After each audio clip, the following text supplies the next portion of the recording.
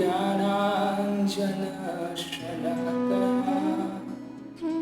चक्षुरुन्मीलितं येन तस्मै श्रीगुरुवे नमः। श्रीचैतन्यमनोभीष्टं स्थापितं येन भूतले स्वयं रूप कदा मह्यं ददाति स्वपदान्तिकम्। वन्देऽहं श्रीयुतपदकमलं श्रीगुरुर्वैष्णवं चिरूपं साग्रजातं सहगण रघुनाथान्वितं तं सजीवं साद्वैतं सावधूतं परिजनसहितं श्रीकृष्णचैतन्यदेवं श्रीराधाकृष्णपादान्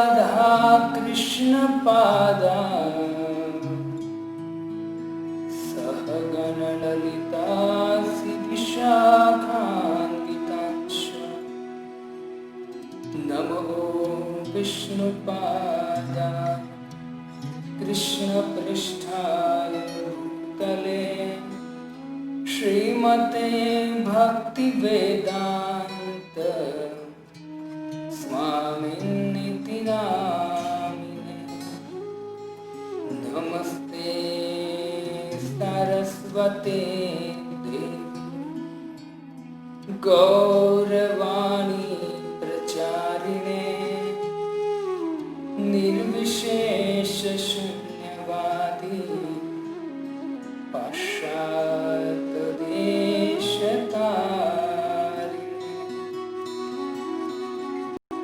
पंचतत्वात्मकं कृष्ण भक्तरूपस्वरूपकं भक्तावतार भक्ताख्यं नमामि भक्तशक्तिकम्। यं ब्रह्मा वरुणरुद्र मरुतं स्तुवन्ति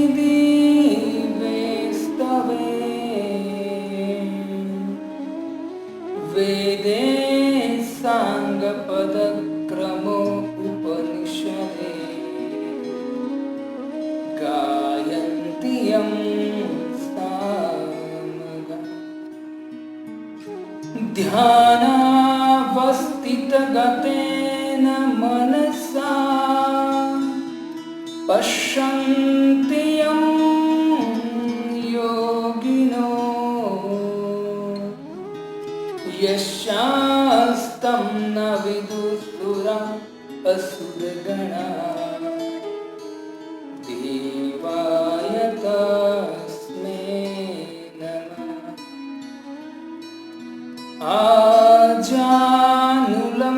आजानुलम्बितभुजो कनकावदातो यज्ञे संकीर्तने कमलायताक्ष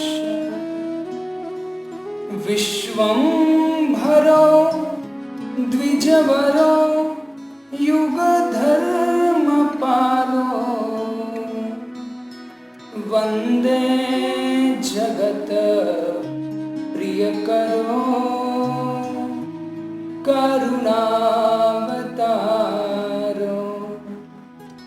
वन्दे जगत प्रियकरो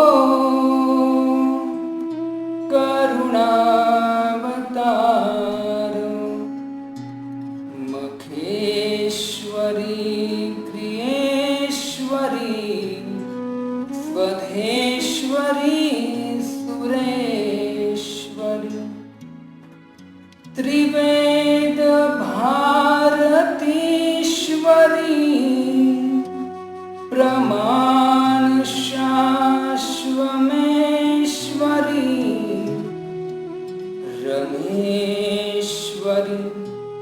शमेश्वरी प्रमोद कामनेश्वरी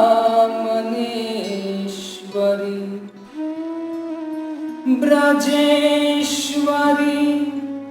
ब्रजाधिपे श्री राधिके नमोस्तुते ब्रजेश्वरी ब्रजाधिपे श्री राधिके नमोस्तुते। हरे कृष्णा कृष्णा कृष्णा हरे हरे हरे राम राम राम हरे हरे। जय जय श्री चैतन्य जय नित्यानंद जय द्वैत चंद्र जय गौर भक्त वृंद। जय जय श्री चैतन्य जय नित्यानंद जय द्वैत चंद्र जय गौर भक्त वृंद। जय जय श्री चैतन्य जय नित्यानंद जय अद्वैत चंद्र जय गौर भक्त वृंद। हरे कृष्ण। इसी भक्ति वेदांत स्वामी श्रील प्रभुपाद जिसने पूरे विश्व में कृष्ण भावनामृत का प्रचार किया है। श्रीमद् भगवद गीता श्रीमद् भागवतम जो हमारे सनातन ग्रंथ है उनको लेकर प्रभुपाद जी पूरे विश्व में गए और पूरे विश्व को कृष्ण भावनामृत की शिक्षा प्रदान। तो ऐसे इसी भक्ति वेदांत स्वामी श्रील प्रभुपाद जी के आशीर्वाद से उनकी कृपा से हम कुछ भगवान चैतन्य और उनके पार्षद रामानंद राय के विषय में श्रवण करते हैं। शुद्ध भक्तों के हृदय में भगवान वास करते हैं और जब शुद्ध भक्त जो होता है वो किसी पर कृपा करता है, किसी से खुश होता है, तो वो भक्त इतना शक्तिशाली हो जाता है कि वो अपने हृदय में भगवान बैठे तो वो दूसरे के हृदय में ट्रांसफर कर सकता है, दूसरों को कृष्ण प्रदान कर सकता है, कृष्ण प्रेम प्रदान कर सकता है। उतनी शक्ति होती है। हमारे नरोत्तम दास ठाकुर कहते हैं तोमार हृदय सदा गोविंद विश्राम गोविंद कहे वैष्णव परायण। तुम्हारा हृदय सदा गोविंद विश्राम। और गोविंद क्या कहता है? वैष्णव जो है वो मेरा प्राण। वैसे सबके हृदय में भगवान है, लेकिन जो प्रेमी भक्त होता है उस पे विशेष एक्टिव होते हैं भगवान। तो कहते हैं इसी भक्ति वेदांत स्वामी श्री प्रभुपाद जी की कृपा से पूरे विश्व में सभी भक्तों को क्या मिला? कृष्ण दान में दिया प्रभुपाद। वो कौन कर सकता है? भक्त कर सकता है, जो प्रभुपाद जी ने किया। जैसे प्रभुपाद जी जो कृपा है प्रभुपाद जी की, विदेशी लोग क्या करते थे? नो कृष्ण भाव को पता नहीं था और बस अनाचरण कर रहे थे लोग। लेकिन प्रभुपाद जी ने अपनी कृपा से सबके हृदय में कृष्ण को स्थापित किया, शुद्ध भक्त ब्राह्मण बना दिया। तो शक्ति होती है एक वैष्णव में, एक शुद्ध भक्त। तो हमको प्रभुपाद जी की कृपा प्राप्त करने के लिए प्रभुपाद जी ने जो भी हमको आदेश दिए हैं उसका पालन करना चाहिए। प्रभुपाद जी ने भगवद गीता, भागवतम, चैतन्य चरितामृत आदि अनेक ग्रंथ है जिसमें प्रभुपाद जी तात्पर्य लिखे, उसको श्रवण करना चाहिए। उनका पठन करना चाहिए। और पठन करेंगे तो धीरे धीरे, क्योंकि प्रभुपाद जी कहते हैं कि मैं कहीं नहीं गया। आप ऐसा मत सोचे कि मैं चला गया हूं, नहीं, मैं कहीं नहीं गया हूं। अगर आप मैंने जो लिखा है तो बुक्स अगर आप पढ़ोगे, ग्रंथ आप पढ़ोगे, तो मेरा संग आप नित्य कर सकते हो। इससे प्रभुपाद जी कहते हैं कि मेरे ग्रंथ पढ़ो। प्रभुपाद जी बारंबार कहते हैं मेरे जो भक्त हैं वो मेरे आदेश का पालन तो करते हैं कि मैं बुक्स वितरण करते हैं, लेकिन वो पढ़ते नहीं है, वो प्रॉब्लम है। प्रभुपाद जी प्राय एक शब्द बोलते हैं, पढ़ना भी बहुत अनिवार्य है। इससे नरोत्तम दास ठाकुर कहते हैं ऐसे शुद्ध भक्तों की चरण धूलि जो है प्राप्त करना चाहिए। प्रति जन्मे करी आशा चरणेर धूलि, नरोत्तम दास कहे अपनार बोली। नरोत्तम दास ठाकुर कहते कि प्रति जन्म में करी आशा, मैं प्रति जन्म क्या करता आशा करता हूं कि ऐसे वैष्णव की चरण धूलि मुझे प्राप्त हो।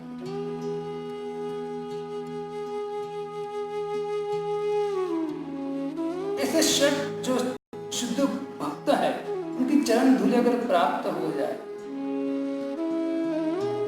नरोत्तम दास कहे अब मैं चाहता हूं कि आपके चरण की धूलि मुझे मिले, उसके लिए मैं प्रयत्न करता रहता हूं। लेकिन हे वैष्णवों, मैं आपसे प्रार्थना करता हूं कि एक बार आप कह दो कि नरोत्तम मेरा है। भगवान को बोलना है तो बोले, वरना कुछ नहीं। लेकिन हे भक्तों, हे वैष्णव, आप बोल दो कि नरोत्तम मेरा है, क्योंकि भगवान खुद कहते हैं, गोविंद खुद कहते, गोविंद कहे मोर वैष्णव प्राण, वैष्णव मेरा प्राण है। जो वैष्णव कहता है भगवान भी करते हैं। तो नरोत्तम दास ठाकुर कहते हैं कि हे वैष्णव, आप एक बार कह दो कि नरोत्तम मेरा है, इस भगवान को मुझे अपनाना पड़ेगा। तो ये भाव नरोत्तम दास ठाकुर का। तो ये जो हमारे आचार्य ने जो लिखा है, सुंदर भजन लिखे हैं, उस भजन को गाना चाहिए, उसके अर्थ देखने चाहिए और हमारे जीवन में उतारने का प्रयत्न करना चाहिए। यही हमारा जीवन है। मनन, चिंतन, श्रवण, कीर्तन वही करते रहना चाहिए, जिससे हमारे हृदय का मंथन होगा। वर्तमान आचार्य रूपाद जी नहीं धाम में है, भगवान के धाम में वैसे उपस्थित है ही, अभी वर्तमान आचार्य है, वैष्णव है, प्रार्थना करनी चाहिए। तो चैतन्य महाप्रभु रामानंद राय को आलिंगन किया और आलिंगन करके रामानंद राय को उनके घर भेजा और खुद शयन किया। जैसे ही रात शयन किया चैतन्य महाप्रभु ने, मतलब लेट रात को शयन, रात को एक कथा चल रही थी, तो मतलब उसी रात को तो थोड़ी चर्चा हुई। उसके बाद चैतन्य महाप्रभु ने रामानंद को घर भेज दिया और खुद शयन करने गए। और प्रातः काल उठी प्रभु देखी हनुमान, तारे नमस्करी प्रभु दक्षिणे करिल गमन। चैतन्य महाप्रभु रात को शयन किया और जैसे प्रातः काल सुबह जगे, कितने बजे जगे? 8 बजे 3-4 बजे जगे, प्रातः काल जो भी है किया कार्य। और फिर तो प्रातः काल सुबह जल्दी जगना चाहिए। प्रातः काल उठी प्रभु देखी हनुमान, उसी गांव में एक मंदिर था हनुमान जी का। देखिए हनुमान, तारे नमस्करी प्रभु दक्षिणे करिले गमन। वहां जाकर हनुमान जी को 2 हाथ जोड़कर चैतन्य महाप्रभु ने वांछा कल्पतरुभ्यश्च कृपा सिन्धुभ्य एव च पतितानां पावनेभ्यो वैष्णवेभ्यो प्रणाम किया हनुमान जी। क्योंकि अब देखिए हनुमान जी हैं वो भगवान राम के भक्त है, चैतन्य महाप्रभु भक्त के रूप में है। तो भक्त का कर्तव्य होता है कि भगवान का जो भक्त है, चाहे हनुमान जी हो, चाहे उद्धव हो, अर्जुन हो, जो भी हो, उनको प्रणाम करना चाहिए। तो चैतन्य महाप्रभु भक्त के रूप में आए तो चैतन्य महाप्रभु सोचते हैं। से चैतन्य महाप्रभु हनुमान जी को प्रणाम किया। हमारे प्रभुपाद जी तात्पर्य में कहते हैं कि हर गांव में, हर शहर में, गली गली में आप देखेंगे हनुमान जी का मंदिर होता है। क्योंकि जो व्यक्ति राम भक्त हो जाता है, राम का सेवक हो जाता है, वो वास्तव में पूज्य होता है, वो पूजा के लायक होता है। ऐसे अनेक एग्जाम्पल हैं कि व्यक्ति का कुछ वैल्यू नहीं होता है, कोई व्यक्ति उसको पूछता भी नहीं है, हमारी ही बात कर दूसरे कहीं के जाने की जरूरत नहीं। लेकिन जब प्रभुपाद जी की कृपा मिली और हरिनाम ग्रहण किया, भागवतम पढ़ना चालू किया, कुछ भगवान के विषय में बोलना चालू किया, तो लोग प्रभु जी क्या योग्यता थी, कुछ नहीं। और ये तो हनुमान जी हैं, साक्षात भगवान श्री राम के साथ रहे हुए हनुमान जी सेवा किया हुआ प्रत्यक्ष। तो हनुमान जी को देखकर घर मतलब गांव गांव में सभी जगह हनुमान जी का मंदिर होता है। साधु संत के तुम रखवार असुर निकंदन राम, साधु संतों की रक्षा करते हैं। और खास करके लोग हनुमान जी को पूछते हैं कि भूत पिशाच निकट नहीं आवे, महावीर जब नाम सुनावे। जब भी कोई रात को निकल रहा है, अंधेरे में कोई नहीं, अकेला है, तो हनुमान जी को याद करता है, जय हनुमान ज्ञान गुण सागर, जय कपि सत्य लोक उजागर, राम दूत अतुलित बलधामा, अंजलि पुत्र पवन सुत। हनुमान जी को तुरंत याद करता है। हनुमान जी के मंदिर है ऐसे जिसको भूत प्रेत का साया होता है, उनको वहां ले जाया जाता है, वहां निकल जाता है। हमारे गुजरात में सालनपुर करके गाँव है, हनुमान जी का जिसको भूत प्रेत लगा होता है, उनको वहां ले जाते हैं। 2 गेट हैं, एक गेट से उनको प्रवेश कराते हैं, सीधा हनुमान जी के सामने ले जाते हैं, और दूसरे गेट से उसको तो भूत पिशाच निकट नहीं, हनुमान चालीसा मनाते हैं। उसी हनुमान जी जो है, हनुमान जी का मंत्र विभीषण ने प्राप्त किया, और विभीषण लंकेश हो गया, राम को प्राप्त कर गया, और राम को प्राप्त किया, राम ने उसको लंका का राजा बना दिया, हनुमान की कृपा। और स्वयं हनुमान जी ने ऐसी भगवान की सेवा किया, तो राम के मुख से निकल गया, तुम मम प्रिय भरत स्तम, तुम मुझे इतना प्रिय है ना, ऐसा लगता है कि तू मेरा भरत से भी ज्यादा मैं तुझसे प्रेम करता हूँ, तू प्यारा है मुझे हनुमान। तो ऐसे हनुमान जी को है ना चैतन्य महाप्रभु ने प्रणाम। और हनुमान जी क्या करते, रामचरित सुनी बेको रसिया, उसका एक ही काम है, वो रस एक ही चीज में लेते, किसमें, रामचरित्र सुनी बेको रसिया, राम के चरित्र सुनने में वो रस लेते हैं हनुमान जी। तो हनुमान जी के जो भी भक्त है उनको निवेदन है कि हनुमान जी से कुछ सीखो। हनुमान जी किसमें रस लेते हैं, भगवान की कथा, रामचरित्र एको रसिया, राम लखन सीता मन बसिया। क्योंकि जो व्यक्ति भगवान की लीला कथा को श्रवण करने का आदी हो जाता है, जो भगवान की कथाओं का श्रवण कीर्तन, भगवान की लीलाओं में प्रेम करता है ना, तो निश्चित राम लखन सीता मन बसिया, और राम भगवान के मन में बस जाता है। कि भगवान ही कहते हैं कि कलयुग में आप मुझे प्राप्त करोगे मेरे कथा श्रवण। तो हनुमान जी है ना, वो सभी युग में ऐसा ही है, तो हनुमान जी मतलब जानते हैं, और हनुमान जी हनुमान चालीसा के दौरान सब सिखाते हैं हनुमान चालीसा के एक शब्द पकड़ना चाहिए, बहुत सुंदर ये हनुमान चालीसा। तो हनुमान जी को प्रणाम किया। हनुमान जी आप वृंदावन जाओगे, वहां गोविंद जी का मंदिर है, वो गोविंद जी के मंदिर के नीचे ही हनुमान जी का मंदिर है, जिसका नाम है सिंहपौर हनुमान। जब औरंगजेब की सैन्य उस गोविंद जी का मंदिर तोड़ने आए थे, तो हनुमान जी को इतना गुस्सा आया, हनुमान जी ने जोर से आवाज दिया, और ऐसी आवाज दिया, हमारे आचार्य लिखते हैं कि ऐसा आवाज किया हनुमान जी ने कि उसके सैन्य जो था वो अनेक लोग मर गए, और बाकी जो बचे थे उसकी धोती, हरि बोल, इतना आवाज किया था, इससे हनुमान जी का नाम पड़ा सिंह गौर हनुमान। अभी आप देखिए, गुरु जी के मंदिर नीचे उतरोगे, फिर लेफ्ट साइड जाओगे तो वहां हनुमान जी का मंदिर। कभी वहां जाके हनुमान जी से प्रार्थना कर लेनी चाहिए। मैं जब भी जाता तो गुरु जी का दर्शन कर कर हनुमान जी का दर्शन करने जाता। तो चैतन्य महाप्रभु, मतलब हनुमान जी क्यों पूजे जाते हैं? क्योंकि राम की सेवा, राम की भक्ति की ऐसे पूजे जाते हैं। इसलिए अभी लोग जो हनुमान जी को पूजते हैं तो किस रूप में पूजते हैं? हनुमान जी भगवान। सावधान रहना चाहिए, वो बड़ी व्याख्या करने की जरूरत नहीं है। बुद्धिमान व्यक्ति एक शब्द में समझ जाता है कि जिसका आप पूजा करते हो वो व्यक्ति अगर राम की भक्ति करता है तो जिसका पूजा करते हो प्रसन्न कब होगा? जब उनको प्रसन्न करने के लिए उनको जो अच्छा लगे वो करोगे। तो हनुमान जी भगवान राम का भजन करते, भक्ति करते, आप हनुमान जी का भजन करते हो, हनुमान जी को प्रसन्न करना, तो हनुमान जी जो करते हैं वो करना पड़ेगा। हनुमान जी करते हैं राम की भक्ति, राम का भजन, राम नाम हम लेंगे तो हनुमान जी का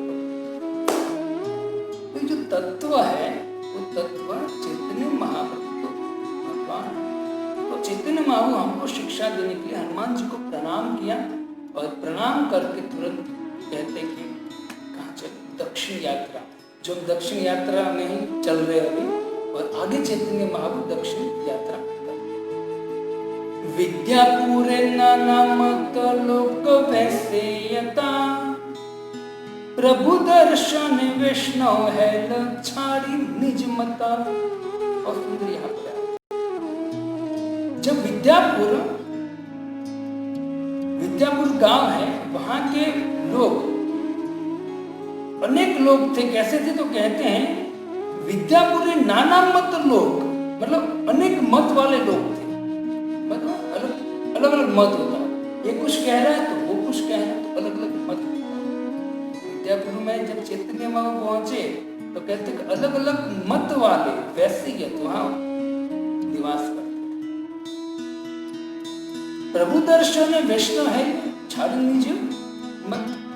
जब चैतन्य महाप्रभु का दर्शन हुआ तो अपना खुद का मत छोड़ कर वो सभी लोग वैष्णव बन गए, भगवान के भक्त बन गए। चैतन्य महाप्रभु का दर्शन और चैतन्य महाप्रभु के मुख से जो हरि नाम, हरे कृष्ण कृष्ण कृष्ण हरे हरे, हरे राम राम राम। तो ये महामंत्र चैतन्य महाप्रभु के मुख से सुना और चैतन्य महाप्रभु का दर्शन किया। तो कहते हैं प्रभु दर्शन वैष्णव हाइल। दर्शन में खाली वैष्णव। यहाँ थोड़ा सा विचार करते हैं। कलयुग में सभी लोग मन घड़त अपने मत लेकर बैठे। मेरा मत है कि ये भगवान एक पूज्य है, मेरा मत है एक पूज्य है, मेरा मत ये धर्म सही है, मेरा मत है ये धर्म सही है। अनेक प्रकार के मत लेकर बैठे, आप समझ सकते हो। तो यहाँ वही बात कही जा रही है कि तब भी कलयुग ही था ना, चैतन्य महाप्रभु आए तब भी कलयुग ही था, आज से 550 साढ़े 500 साल पहले। तो अनेक मत वाले लोग थे, है ना, अलग अलग मत वाले लोग थे। लेकिन चैतन्य महाप्रभु के मुख से महामंत्र सुना तो तुरंत उसने अपना मत छोड़ दिया, निज मत छाड़ी, अपना मत को छोड़ दिया उन लोगों ने। रूपा जी बहुत सुंदर कहते हैं कि मन गढ़ंत जो मत है उनको छोड़ना चाहिए, क्योंकि जो लोग को मन को अच्छा लगते हैं वो अपनाते हैं और वो सोचते हैं कि इसमें हमको लाभ मिलेगा, लेकिन उसमें लाभ नहीं मिलेगा। जो मन बुद्धि के द्वारा जो मत घड़ते हैं उससे कभी लाभ होने वाला नहीं है, क्योंकि हमारी मन और बुद्धि में भ्रांति भई हुई है। कृष्ण भजन बिना मन बुद्धि शुद्ध न हवे। इसे भगवान श्री कृष्ण भगवत गीता में कहते हैं, मन एवं आदस्वम मई बुद्धि निवेश। मन और बुद्धि मुझे दे दे, क्योंकि मन और बुद्धि माया के प्रभाव से, कलयुग के प्रभाव से दुष्ट दुराग्रही हो चुकी है। बुद्धि और मन मुझे, तस्मा सर्वेषु कालेषु माम अनुस्मर युद्ध च मयार्पित मनोर्बुद्धि। मन मुझे अर्पित कर, मैं अर्पित मनोर्बुद्धि। और वही मन और बुद्धि के द्वारा हम एक मत घड़ते हैं, अपने मन गढ़ंत और उसी मत पर हम चलते हैं, कभी कल्याण हो सकता है, कभी लाभ हो सकता है? नहीं। हमारी मन बुद्धि से जो भी हम करते कभी भी उसका सक्सेस लाभ नहीं होता। सच्चा लाभ चाहिए, क्योंकि देखो मन गढ़ंत मत है, एक का मत अलग है, दूसरे का मत अलग है, अलग अलग, तीसरे का मत, चौथे का मत, पांचवे का मत अलग अलग। अब सबका मत अलग अलग। एक व्यक्ति कुछ बोलेगा कि भाई मैं इसकी पूजा करता, मैं ये करता, दूसरा बोलेगा नहीं नहीं ये ठीक नहीं, वो ठीक है। तो अंत में क्या होगा? झगड़ा होगा। वेदव्यास जी को नारद जी ने क्यों डांटा कि आपने जो लिखा है, अब पुराण लिखा है, उसमें शिव पुराण, ब्रह्म पुराण, नारद पुराण, विष्णु पुराण, ये पुराण, तो उसमें सभी को, देवी पुराण में देवी भगवान, शिव पुराण में शिव भगवान, नारद पुराण में नारायण भगवान और नरसिंह पुराण में नरसिंह भगवान। तो ऐसे अनेक पुराण आपने लिखे हैं, और शिव पुराण, नरसिंह पुराण, वामन पुराण, मत्स्य पुराण, ब्रह्मांड पुराण, ब्रह्म पुराण, गरुड़ पुराण, ब्रह्म विवद पुराण, अनेक पुराण है। उसमें सभी में आपने क्या दिया है? जो पुराण लिखा, शिव पुराण लिखा, शिव भगवान, नारद पुराण, नारद भगवान, ब्रह्म पुराण, ब्रह्मा जी भगवान, गरुड़ पुराण, गरुड़ भगवान। तो इस तरह से आपने लिखा है, तो क्या होगा? आपके कारण आपने लिखा है, क्योंकि वेदव्यास जी ने 3 गुणों के अनुसार शास्त्र लिखे हैं, वो आपको समझना चाहिए।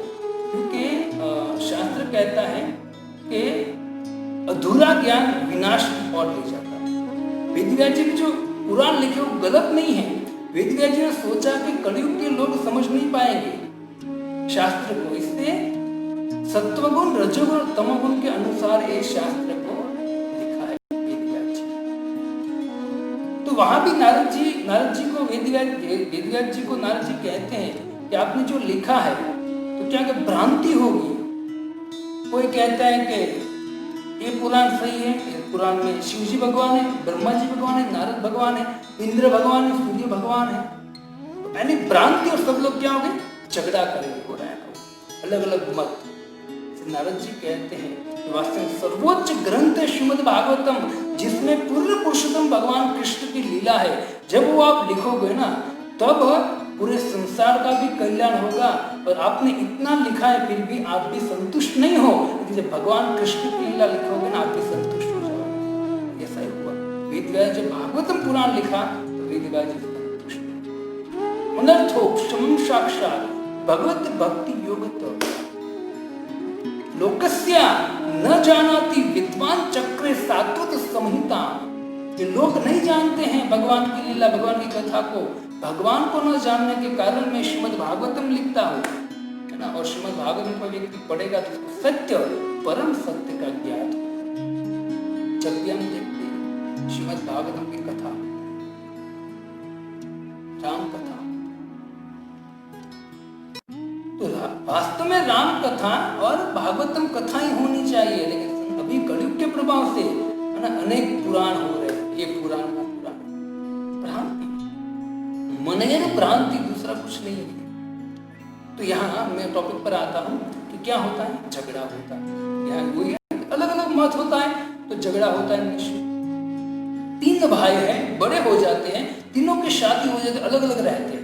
3-4 भाई होते हैं, चारों की शादी होगी, अलग अलग रहते हैं। अब चारों के घर में आप देख लें, कोई इसको मानता हो, कोई इसको मानता हो, कोई ये माता जी को मानता, कोई ये माता जी को मानता हो।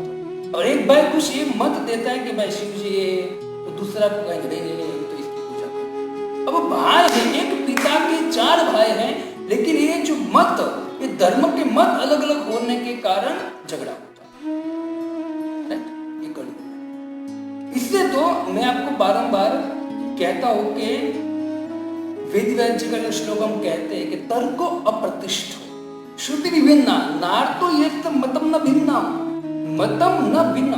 मत जो है सबका अलग अलग है। इसे धर्म कैसे समझ पाएंगे? इसे किसके पीछे चलना चाहिए? महाजनों इन गतः पंथा, महाजन के पीछे चलना चाहिए। शिव जी क्या कर रहे हैं? उमा कहूं मैं अनुभव अपना, सतहल भजन जगत सही मम इष्ट देव रघुवीरा, जासु कथा कुंभज मुनि कीना।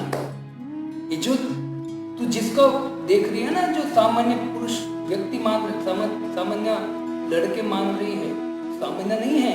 सही मम इष्ट देव रघुवीरा, वो मेरे इष्ट है, मेरे भगवान है रघुवीर। अब तो रामायण पढ़िए, शुरुआत में होता है शिव जी पार्वती को। तो ये जो महाजनों में शिव जी है, ब्रह्मा जी, मैंने आपको गिनाया था, वो सब क्या कर रहे हैं, विस्तार से कहने की जरूरत नहीं। सेमिनार जब होता है भगवत गीता का तो उसको विस्तार से खास करता है। तो उनका मत, उनके पीछे हमको चलना है। अपनी बुद्धि, अपने मन के द्वारा जब हम मत गणित करते हैं ना, तो निश्चित भ्रांति होती है, झगड़ा होता है, और कभी हम परम सत्य तक पहुंच नहीं पाएंगे। हम सदा कंफ्यूज रहेंगे, मुझे करना क्या है। आपको और एक बार कहता हूं कि जीवन का लक्ष्य, जीवन की सार्थकता उसमें नहीं है कि हमने बहुत पैसे कमा लिए, बहुत अच्छी तरह से जीवन जी रहे, हमारे बच्चे को बड़े करके, हमारे बच्चों की शादी मैंने करा दी, कितना बड़ा काम कोई नया नहीं, सब करा दिया। इससे एक चक्कर में, मतलब वही खाली उसको ही मन में लेकर मत घूमिए। जीवन का लक्ष्य मनुष्य देह मिला है ना, ये करने के लिए, भगवान की प्राप्ति के लिए। क्योंकि जब जन्म होगा कोई भी रूप में, आपको माता मिलेंगे, पिता मिलेंगे, बच्चे मिलेंगे, सब कुछ, लेकिन मनुष्य देह बार बार मौघो मनुष्य देह नहीं मरे बार बार, नहीं मिलेगा। इससे जो मत है हमारे, वास्तविक हमारा एक ही मत होना चाहिए, भगवत गीता और भागवतम, जो हमारे सनातन ग्रंथ। हमारी पीढ़ी 2-5 पीढ़ी के आगे चले जाए यार, क्या कर रहे थे, सामने मिलते थे तो हे राम, हे कृष्ण, राधा कृष्ण, सीताराम बोलते, भगवत गीता भागवतम की बात होती थी, रामायण की बात होती थी। अभी अब चाहे हमारे गुजरात में पाखंड जहाँ भी देखो, सभी जगह है, लेकिन गुजरात में विशेष है, आप जा सकते हैं देखने, है ना, इतने भगवत गीता और भागवतम छोड़ो, उसकी वैल्यू है सनातन। और उनके, अगर आपको भ्रांति, परम सत्य को जानना है, अपने दिमाग से भ्रांति निकालनी है, परम धर्म को जानना है, तो क्या करना पड़ेगा, तो परम धर्म को जान, तो परम जो शास्त्र है भगवत गीता और भागवतम, उसकी छत्र छाया के नीचे आना पड़ेगा। तो यहाँ कहते हैं कि अपने मंतव्य जो रखते हैं लोग, उससे कुछ होने वाला नहीं। मन घड़त विचारों को साइड में छोड़कर चैतन्य महाप्रभु को जैसे लोगों ने देखा तो अपने मत को छोड़ दिया और क्या पकड़ा, तुरंत महामंत्र बोलने लगे और चैतन्य महाप्रभु का दर्शन कर वैष्णव। तो जब भी भगवत गीता, हमारे जो वैष्णव है वो भगवत गीता लेकर घर घर जाते हैं, सेमिनार करते हैं, भागवतम कथा होती है, कौन संस्था है, वो सनातन ग्रंथ श्रीमद् भगवत गीता और श्रीमद् भागवतम का प्रचार है। कौन संस्था जो है वो ये दो ग्रंथ का प्रचार करते, जिसके द्वारा जीव को अपना स्वरूप प्राप्त होता है कि मैं कौन हूँ, कहाँ से आया हूँ, मेरा जीवन का लक्ष्य क्या है, मैं क्यों दुखी हूँ। भगवत गीता हमने कभी बुरा नहीं किया, फिर भी मेरे साथ बुरा क्यों होता है। To Z job Bhagavad Gita अपने मत के अनुसार कभी नहीं चलना चाहिए, तम न भिन्ना, मत अलग अलग है, मत हमारा बुद्धि मन से घड़ित मत नहीं चलेगा, मत एक ही होना चाहिए, भगवत गीता और भागवतम, जिसमें परम सत्य, परम धर्म, परम भगवत तत्व का निरूपण किया है, और उसके द्वारा हमको आगे बढ़ना है। हमारे महाजन रामानंद है प्रभुर विरहे विह्वला, प्रभुर ध्यान रहे विषय छाड़िया सकल। अब चैतन्य महाप्रभु आगे बढ़े, गांव गांव जा रहे, उनको देखकर उनके मुख से महामंत्र हरे कृष्ण कृष्ण कृष्ण हरे हरे, हरे राम राम राम हरे हरे, ये शुद्ध महामंत्र श्रवण करके चैतन्य महाप्रभु स्वयं भगवान कृष्ण है, उनका दर्शन कर लोग क्या हो रहे हैं, भक्त बन, कृष्ण बन रहे। और जैसे चैतन्य महाप्रभु निकल गए, और यहाँ रामानंद राय की दशा क्या हुई, कविराज गोस्वामी कहते हैं, रामानंद है प्रभुर विरह विह्वल, चैतन्य महाप्रभु याद कर कर रो रहे। चलो कि चैतन्य महाप्रभु दर्शन तो, लेकिन चैतन्य महाप्रभु कुछ आज्ञा देकर गए थे। क्या आज्ञा देकर गए थे? उसने कहा कि तू जगन्नाथपुरी आ, वहां मिले। लेकिन जगन्नाथपुरी आने से पहले करना क्या है तुझे? विषय छाड़िया, तुम्हें यहाँ लिया चले। विषय जो छोड़ना है, विषय छोड़कर फिर नीलाचल आना। विषय मतलब तेरे जो बिजनेस, भौतिक संसार का जो भी काम छोड़। तो यहाँ कहा गया प्रभु ध्यान रहे विषय छाड़िया। जैसे चैतन्य महाप्रभु ने आज्ञा दिया था तो तुरंत चैतन्य महाप्रभु की आज्ञा पालन करके उसने तुरंत, अभी चैतन्य वो गए हैं, दूसरे दिन उसने सब कुछ छोड़ दिया। और छोड़कर वो चैतन्य महाप्रभु का कहते कि प्रभु ध्यान रहे विषय छाड़िया सकल, सब विषय को छोड़ी चैतन्य महाप्रभु का ध्यान करें। ये आज्ञाकारी रूपा जी हमारे कहते हैं कि तुरंत उसने आज्ञा मान लिया। इससे हमें भी भगवान की और भगवान की भक्ति की आज्ञा माननी चाहिए। जब कोई भगवद गीता भागवतम का कथा चलता है और आपको सिद्ध ज्ञान मिलता है, उसे एक्सेप्ट करना चाहिए और जीवन इस तरह से ढालने का प्रयत्न करना चाहिए। रूपा जी कहते हैं कि जो भगवान ने भगवद गीता का ज्ञान दिया है उसको पढ़ लिख कर, है ना, सुनकर हमको उस ज्ञान को अप्लाई करना है हमारे जीवन में। खाली सुनना नहीं है, या दूसरों को देने के लिए नहीं, अप्लाई करो जीवन में ना। जो भगवद गीता कहती है इस तरह से जीवन जीना चाहिए। रूपा जी कहते भगवान ने उपदेश दिया, आपने श्रवण किया, लेकिन आप धृतराष्ट्र मत बनो, अर्जुन बनो। क्योंकि अर्जुन और धृतराष्ट्र दोनों ने भगवद गीता सुनी है ना। धृतराष्ट्र ने 700 श्लोक सुनने के बाद भी कुछ नहीं हुआ, उनका कुछ समझ नहीं पाए और वही मोह आसक्ति में पड़ा रहा होगी।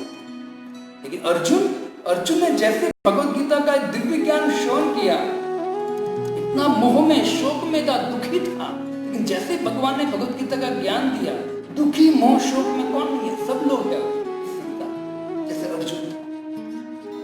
अर्जुन था वैसे अभी भी संसार में सभी लोग हैं। और अर्जुन दुख में था, शोक में था, चिंता में था, और चिंता, दुख, शोक से निकालने के लिए ठाकुर जी ने श्रीमद् भगवद गीता का ज्ञान दिया। और जैसे भगवद गीता का ज्ञान दिया, अर्जुन ने तुरंत एक्सेप्ट किया और तुरंत क्या कहा? नष्टो मोह स्मृति लब्ध्वा तत्प्रसादां मयाच्युत स्थितोस्मि गत संदेह करिष्ये वचनं तव। हे प्रभु, मेरा शोक, मोह, चिंता सब कुछ दूर हो चुका है। स्थितोस्मि गत संदेह, मेरा संदेह भी दूर हो गया है, संशय दूर हो गया है। करिष्ये वचनं तव, आप जो बोलोगे वो ही मैं करूंगा। ये अर्जुन, तो हमको भी भगवद श्रवण कर कर, पढ़ाई कर कर हमको भी निश्चित करना है कि अब हम भगवद गीता डेली पढ़ेंगे। भगवद गीता में जो उपदेश दिया है, पाप कर्म छोड़ेंगे, नशा, जुआ, व्यभिचार, मांसाहार सब कुछ छोड़ेंगे, जो अधर्म है, जो नरक की ओर ले जा रहा है। यम नियम का पालन करेंगे। नियम मतलब भगवान का नाम लेंगे, जो भगवद गीता का सार है। यज्ञोऽस्मि, जप यज्ञोऽस्मि, यज्ञ। हरे कृष्ण कृष्ण कृष्ण हरे हरे, हरे राम राम राम हरे कृष्ण, हरे कृष्ण कृष्ण कृष्ण हरे राम राम राम हरे हरे कृष्ण कृष्ण कृष्ण हरे हरे राम राम। सार है भगवान का नाम। ये हम जो व्याख्या करते हैं ना, तो उस सबका सार श्री हरिनाम है। चैतन्य महाप्रभु स्वयं भगवान है, गोलोक धाम छोड़कर क्या देने आए हैं? हरिनाम संकीर्तन। क्या भगवान का नाम लो। कलयुग में उद्धार चाहते हो, अपना, अपने माता पिता का, पितरों का, पूरे समाज का, पूरे देश, पूरे विश्व का उद्धार चाहते हो आप, तो हरे कृष्ण महामंत्र जपो। क्यों? क्योंकि भगवान का नाम और भगवान में कोई अंतर नहीं। भगवान विश्वात्मा है, पूरे ब्रह्मांड का मालिक है, और जो भी चाहिए वो भगवान से प्रकट होगा। और चिंता का विषय जो है, वो विषय को मुक्त, विषय से मुक्त करेंगे भगवान। तो भगवान का नाम ग्रहण करना चाहिए। चैतन्य महाप्रभु वही कहते। अभी क्या कर रहे? अभी देखा हमने पया में कि विद्या पूरे नाना मत लोग कैसे हैं, प्रभु दर्शन वैष्णव है। चैतन्य महाप्रभु हरे कृष्ण महामंत्र बोल रहे हैं, उनको श्रवण करके लोग भक्त बनते, आनंद में नाच रहे, कूद रहे। इसे भक्त हम श्रवण करते हैं भगवान की, लेकिन हरिनाम जो है मनुष्य, हरे कृष्ण महामंत्र जपना चाहिए और महामंत्र में रुचि आए, इसके लिए महामंत्र मतलब हरिनाम के विषय में श्रवण करना चाहिए, ऐसे भक्तों का संग करना चाहिए।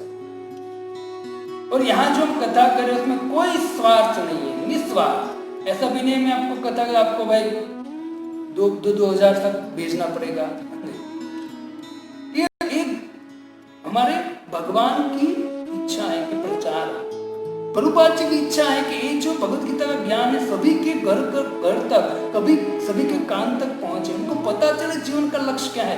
वरना ऐसे गधे कुत्ते की तरह खा पी कर मर जाएंगे, जैसे आए थे वैसे चले जाएंगे। जीवन का जो लक्ष्य है, सार है, वो तो नहीं है कुछ।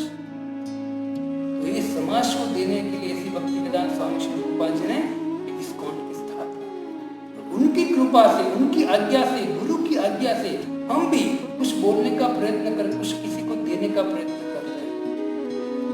यही ज्ञान जो भगवत गीता का है एज इट इज, उनको ग्रहण करना चाहिए। तो मतलब एक अर्जुन की तरह हमको श्रवण कर कर जीवन में उतार कर भगवान के आदेश के साथ जीवन व्यतीत करेंगे तो निश्चित आनंद और सुख प्राप्त होगा और अंतिम भगवान का ध्यान प्राप्त होगा इस नश्वर जीवन को छोड़कर।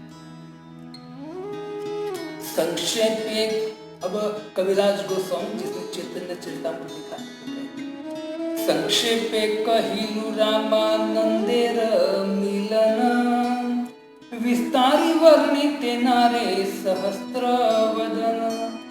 कल की बात फिर आई है, मतलब कल तो मैंने ऐसे ही बोला था, आज श्लोक के साथ प्यार के साथ।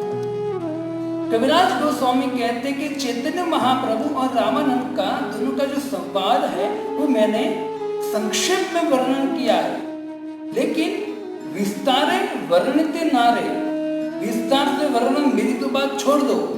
कविराज गोस्वामी कहते ये जो लीला है उसको मैं संक्षेप में कहा, शॉर्ट में कहा, इसका जो विस्तार है मेरी बात तो छोड़ो। कहते कि सहस्त्र वदन, इसको अगर अनंत शेष भी, जिसके 1000 मुख है, तो अनंत शेष भी गाए ना तो चैतन्य महाप्रभु की लीला का पार नहीं पा सकता। जैसे मैंने बोला, यद्यपि अनंत शेष सहस्त्र मुखे, गाए न चैतन्य यश अंत नहीं देखे। 1000 मुख से गाते हैं लेकिन नहीं, अंत नहीं आता। इतनी सुंदर विराज जी कहते हैं, सहज चैतन्य चरित धन दुग्ध पुरा, रामानंद चरितता है खंड प्रचुरा। कहते कि जो चैतन्य महाप्रभु का चरित्र है वो है गाढ़े दूध की तरह है। गाढ़ा दूध समझते हो आप? जब दूध को बहुत गर्म करते हैं ना तो गाढ़ा बन जाता है,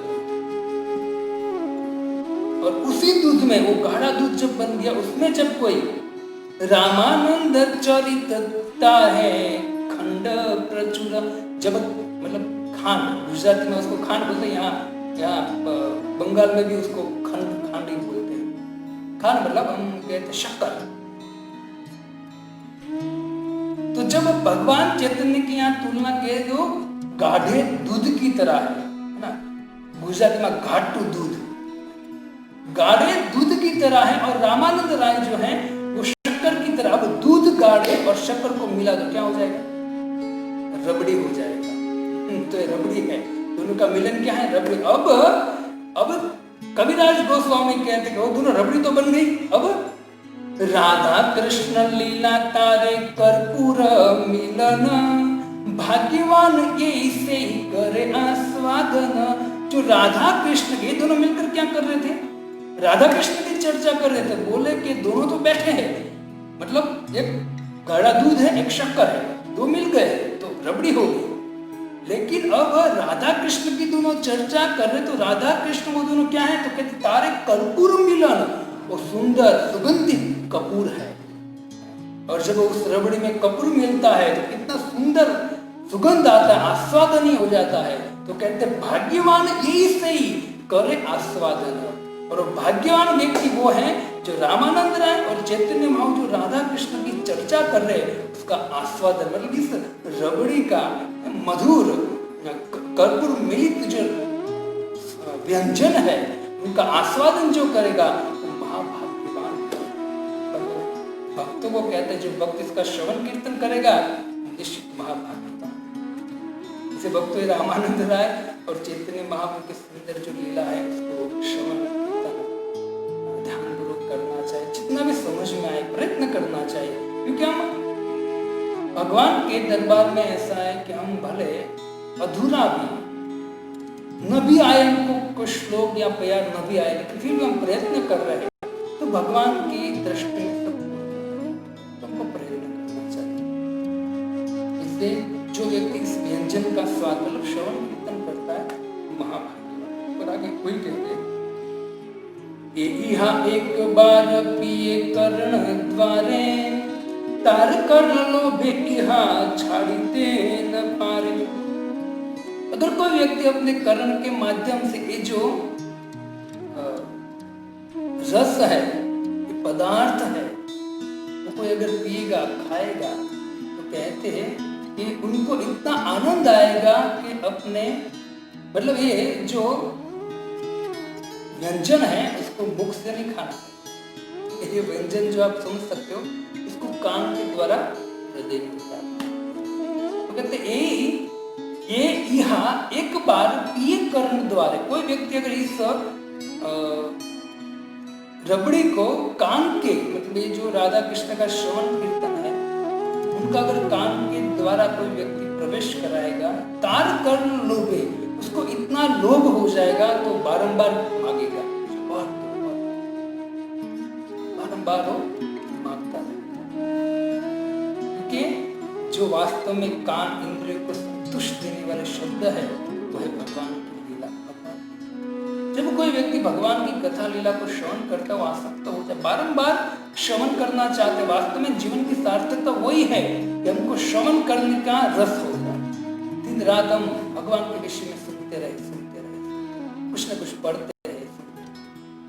यही सबसे बड़ा प्रविष्ट कर्ण रंध्रेन स्वाना भाव धुनवंती स्व अमलम कृष्ण। धुनवंती मतलब अंदर भगवान हृदय हमारा सफाई कर दे। जब हम कान के मार्फत से हृदय में भगवान की कथा को होता है सलिल सलिल से यथा शरण। यहाँ कविराज बात कहते हैं लालायित हो जाएगा व्यक्ति, एक बार सुनेगा बार-बार श्रवण करने का इच्छा होगी। क्योंकि जीव का जो स्वरूप है वही है भगवान के श्रवण करना। भौतिक अनेक कचरा कान में डालने से व्यक्ति बोर हो जाता है, टेंशन में आता है, कभी सुसाइड कर लेता है, कभी अपने बाल नोच लेता है, कभी दुख कभी सुख मिलता है। क्यों? क्योंकि भौतिक रस का वो आस्वादन कर मतलब कचरा डाल रहा है कान से। जब कोई वास्तविक अमृत कथा रूपी अमृत जब कान के माध्यम से डालेगा उनको आनंद आएगा, वो बारंबार चाहेगा कि मुझे। हम भी पहले क्या सुनते थे, हम थोड़ी ना कथा सुनते थे पहले, लेकिन ये प्रभुपाद जी की वैष्णव की कृपा के द्वारा उसने हमारे कान में जब ये रस डाला तो हमको हम लालायित बारंबार हम चाहते कि कथा श्रवण कराए, कुछ हम पढ़े कुछ। यही बात है रस तत्व ज्ञान हय विहार श्रवणे प्रेम भक्ति हय राधा कृष्णेर चरणे। कविराज गोस्वामी कहते हैं रस तत्व ज्ञान है। जब कोई व्यक्ति श्रवण करता है तो ज्ञान प्राप्त होगा, इस लीला कथा का रस प्राप्त होगा। और किससे? विहार श्रवण, श्रवण कर ज्ञान भी मिलेगा और जो अमृत रस है कथा का वो भी प्राप्त होगा। और फिर तीसरा क्या मिलेगा? प्रेम भक्ति है, प्रेम भक्ति मिलेगा। किसकी प्रेम भक्ति मिलेगा? राधा कृष्ण चरण। भगवान कृष्ण योगेंद्र मुनिंद्र जिसका ध्यान करते उस कृष्ण राधा रानी के चरण का उसको आस्वादन, चरण का लाभ मिलेगा शुद्ध भक्ति को, जो व्यक्ति इस लीलाओं को श्रवण करता है। चैतन्य रघुढ़ तत्व जानी यहाँ है ते विश्वास करी सुन तर्क न करी चित्ते।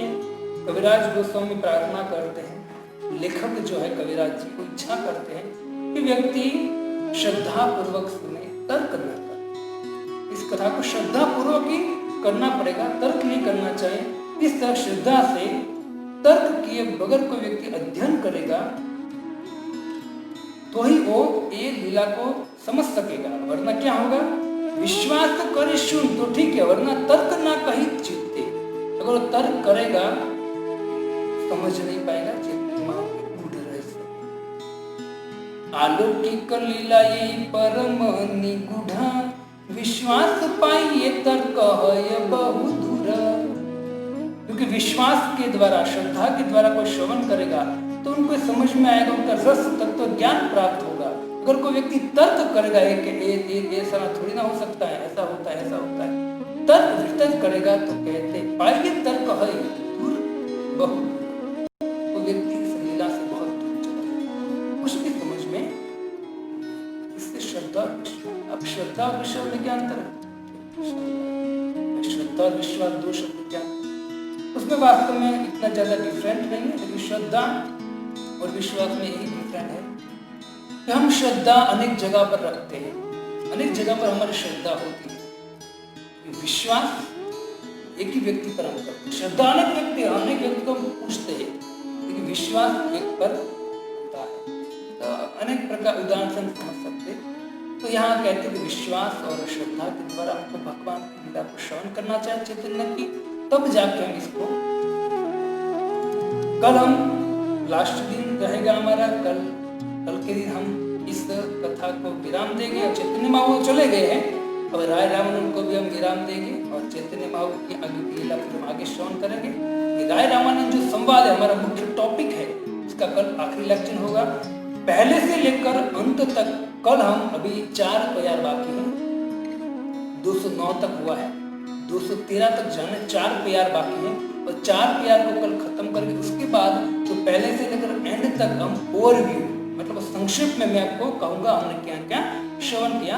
ऐसे कल हम पूरा कल का दिन हम समाप्त करेंगे और राय रामानंद चैतन्य का संवाद कल हम यहाँ विराम देंगे और फिर आगे कभी हम जो दक्षिण यात्रा आगे चैतन्य महाप्रभु। तो कल फिर 6 बजे मिलेंगे और पुनः यही लीला को एंड तक अंत तक ले जाएंगे। हरे कृष्णा कृष्ण कृष्ण हरे हरे, हरे राम राम राम हरे हरे। ऐसे भक्ति वेदांत स्वामी श्रील प्रभुपाद